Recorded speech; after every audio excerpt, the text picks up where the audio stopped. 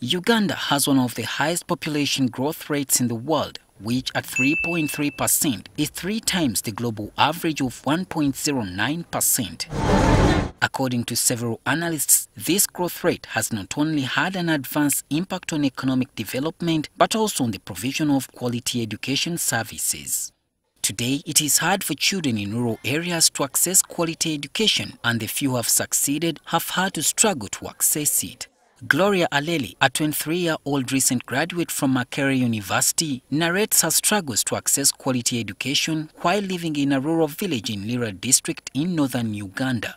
When I finished my primary 7, it was like a stop for me. There was no money for me to go back to school, and I was like, I'm a dropout, I'm not going back to school. She was finally connected to an NGO called Fields of Life, which gave her a scholarship to complete her secondary school education. They asked me to take pictures, to get sponsorship. I was among the last students to reach school, but I was among the first students to get scholarship. Gloria's story is similar to that of Sam Lucas Lugorobio, also known as Levikson, one of Uganda's top gospel artists, who might have remained an unknown young man in the Kosovo slums found in the Kampala neighborhood of Lunguja.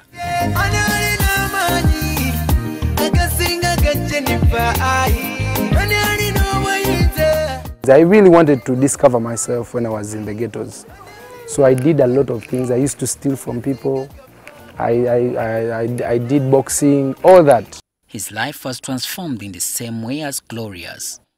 I think it was a blessing, for lack of better words. When he came in my life, I started feeling myself as a child. The two are among the more than 50,000 people who have benefited from the work of Fields of Life over the last 25 years. The organization's founder, Trevor Stevenson, narrates how it all started.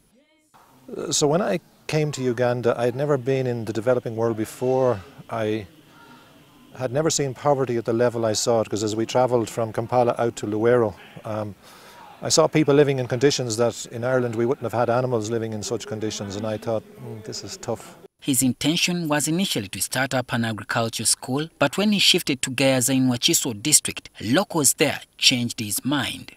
And the local LC council chairman and the vice chairman came together to meet me, and we sat under a tree a bit like this, and they were thanking me for what I was doing, but I was wondering really why they'd come to see me. And they said, Trevor, sir, we have no school for our children don't have a school to go to. Would you ever consider building a school on the farm for our children? We asked our people at home, could we raise some money to build the school, and so in the 26th of December 1996 we started building a school on the farm, and we had it open for the beginning of the new academic year on the 10th of February.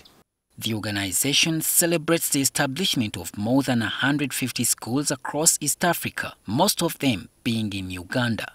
Structure-wise, we've actually impacted. Where a child used to sit under the sun or under the rain to have a class, to have a lesson, to date, you'll find that they're actually under a classroom, a proper classroom.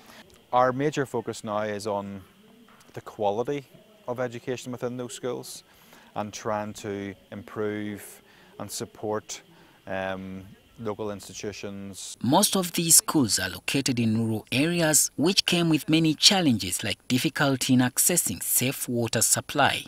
And then this later grew into WASH, water sanitation and hygiene, whereby we actually drill the wells and the software aspect, which is sanitation and hygiene. To date, we celebrate about 700 boreholes over the period that have actually been drilled. However, this has been concentrated in specific regions due to geographical difficulties. So that's where you find that our coverage has been mainly around northeast. Last week, Fields of Life celebrated 25 years of its services in Uganda at a ceremony in Kayunga district. Congratulations and celebrations. So when we have friends like you, whom God has blessed, to come and extend our kind hand to our country, honestly, I would have felt sad if I failed to come today. Solomon Kawesa, NTV.